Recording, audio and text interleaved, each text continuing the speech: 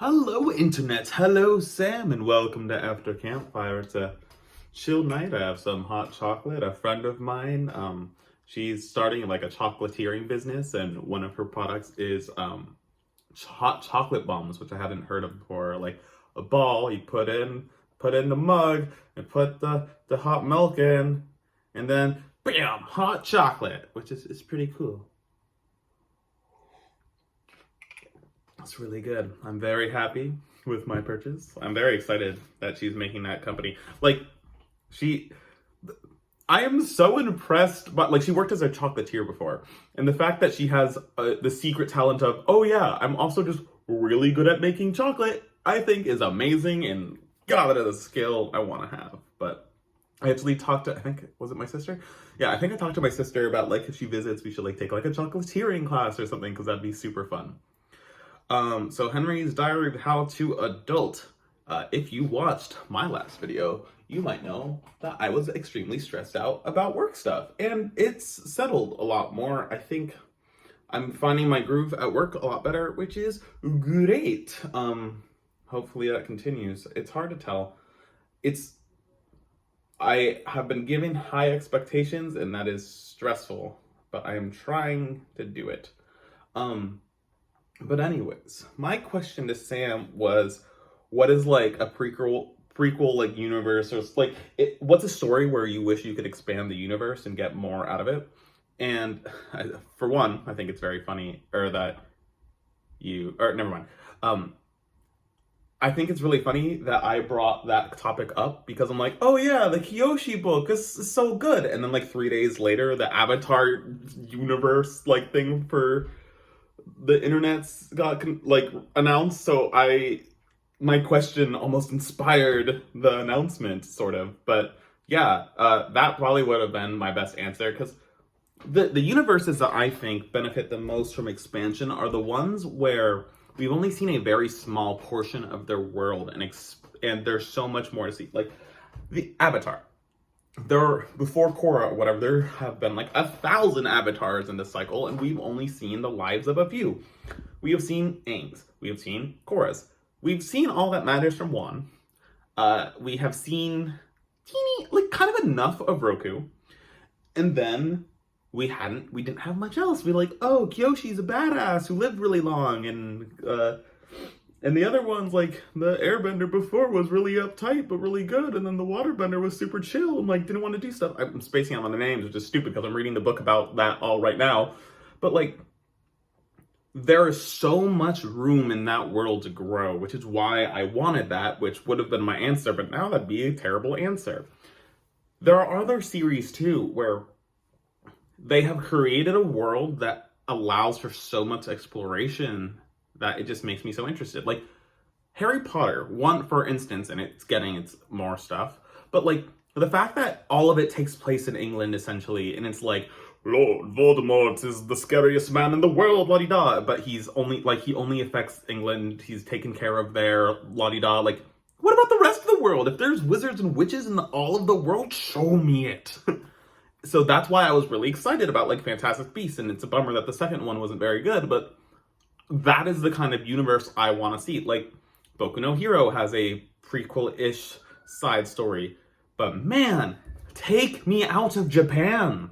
I would love to see more. That's why I was so mad about the Death Note movie that came to Netflix, but what if the Death Note landed in America? Just that premise, I think is such a cool idea. And I would have, like, if I were ever to have written fanfic, it would have been that story of what if someone else found the Death Note in America instead of Japan or anywhere else. Probably the Western world, so I could write it more because I know that place better because it's where I live. And I get it. Same thing with J.K. Rowling and the UK and like Boku no Hero and Japan. Like, I get that the authors are writing about the world they know better, but there's so much room to grow, which is why like One Piece, like the world is so vast and there's so much potential, and it's so cool when we do get flashbacks and stuff and we see things. Like, one thing that was really cool about the most recent arc is in one of the most recent like major flashback. In fact, like I think it's about to be animated next week. They show the previous users of two of the devil fruits that we have been introduced to ages ago. Well, one was from like 20 years ago, one is from like 8 years ago, and like the fact that those fruits are still relevant and still like participating in the story, it's just so cool. Like Hunter x Hunter, there is a world where like if you are a competent human, you can kind of create your own superpowers, and like we get to see a cool portion of it. Like that's one of the strong suits of Hunter x Hunter is every time they do a new arc, you're seeing like a whole other corner of the world. But I wouldn't mind if we got a whole corner of the world without the protagonist at all. And honestly, Hunter x Hunter is a weird example because their protagonists barely even matter in the story. So I don't have. I'm trying to think of a better answer because Avatar was the one I wanted, and it's happening.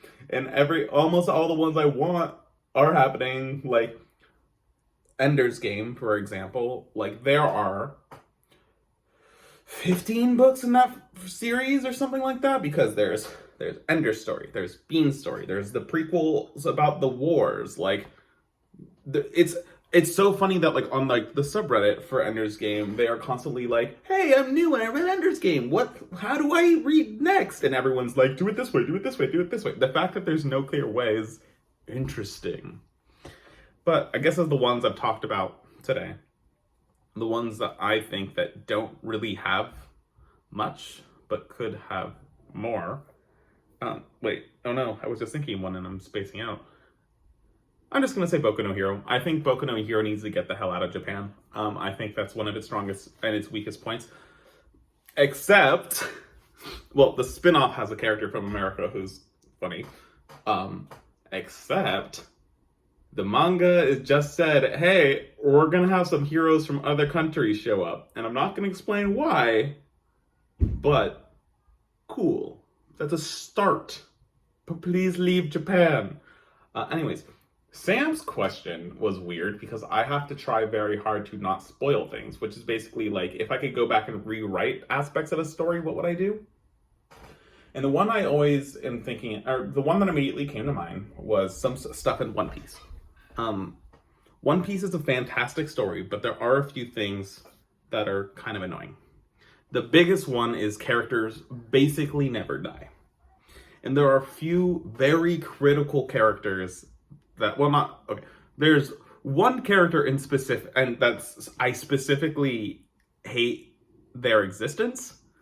I'm gonna not go into details because spoilers, but I wish they didn't fake die and then come back.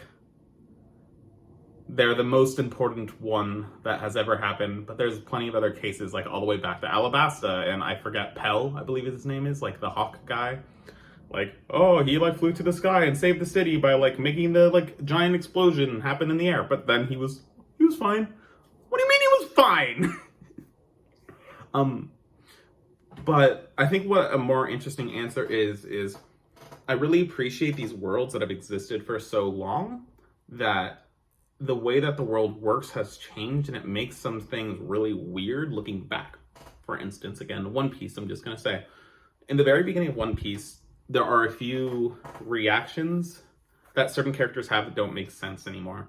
So, like Buggy, for instance, like, he's one of the first Devil Fruit users introduced. They show him on his pirate ship, and his crew is like, oh my god, like, Devil Fruits are like the rarest thing, except that crew shouldn't think Devil Fruits are rare because we know about that crew.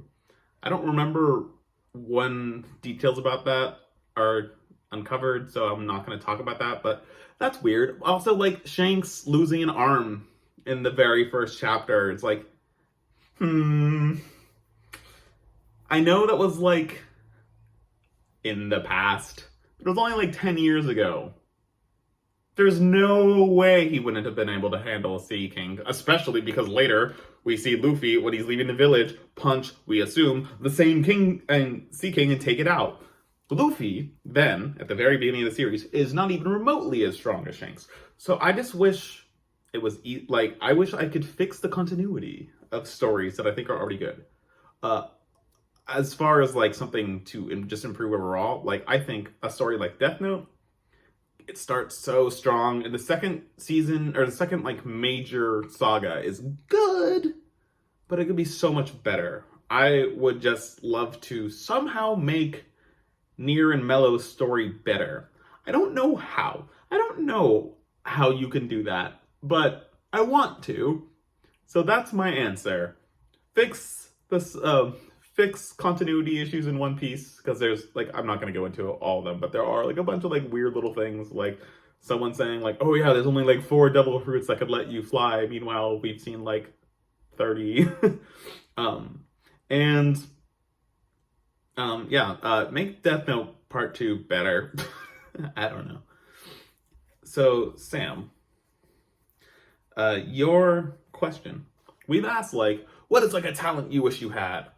But I am now curious. What is like a talent of a friend of yours where you're just like mind blown when you found out about it? Like when I found out, like, oh yeah, my friend's a ex chocolatier and can make like professional level chocolate just in her kitchen.